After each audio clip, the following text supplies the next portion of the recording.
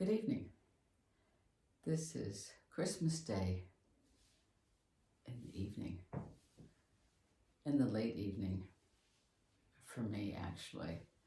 It's been a very full 48 hours, if not more. And it's wonderful to come to the chapel at the end of the evening and to just look at the light, the many lights, and to reflect on the last couple of days. The music you heard coming in is our Blasmusik from our Musikkapelle in Muhlbach am Hochkönig. Sadly, they have not been able to play for a long time together because of the restrictions with COVID. And because there were four young men who have actually grown up together in Muhlbach. Rainer and I have known them since they were probably 4 or 5 years old.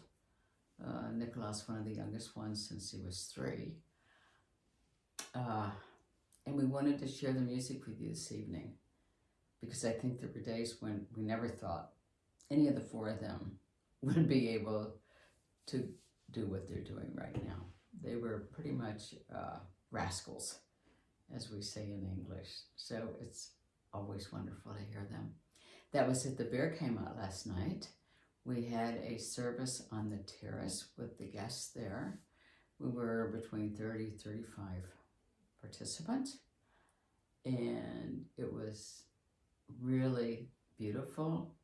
If you're able to go on Facebook or on one of my website or MailChimp, you'll see some of the pictures. Facebook is the best because I can post more pictures there. It was a very lovely, spirit-filled evening with people from all walks of life, from all faith backgrounds or not. And it was clear that the presence of God was with each one of us, no matter how cold it was. And everybody was very patient and standing there as the rain started to fall. At the end of the service, when Stille Nacht had been played, we all knew, except for one young woman, that she was going to be asked to marry her partner of 8 years. So it was an incredible early evening and a wonderful start to Christmas Eve.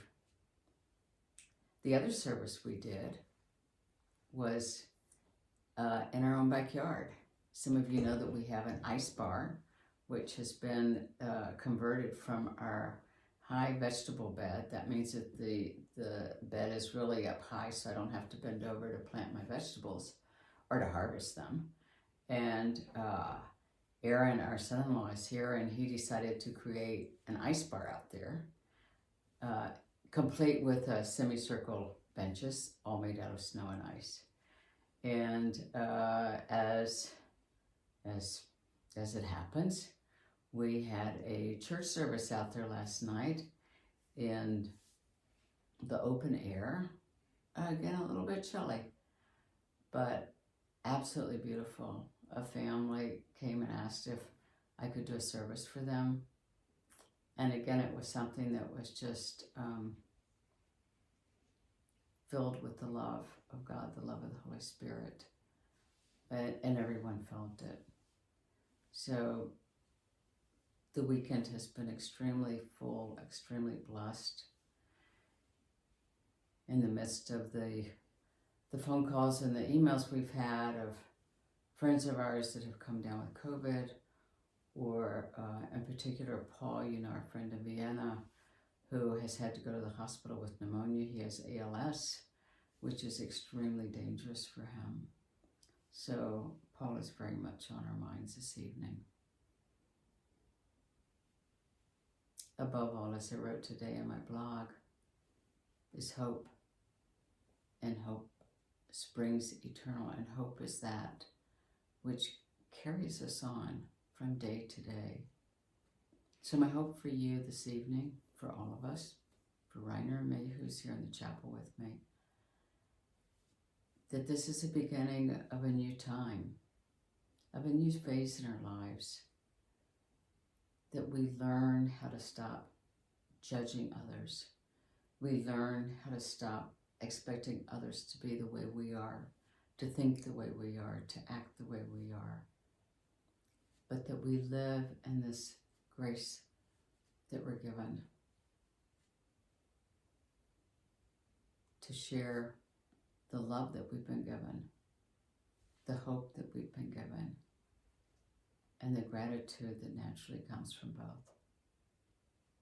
So as you contemplate this icon of Mary and Jesus, perhaps you can look into her eyes a bit and see what is in her heart, because I believe that's in all of our hearts. Have a lovely evening, a lovely Christmas season, and know how blessed you are. All of you, each one of you. Thank you.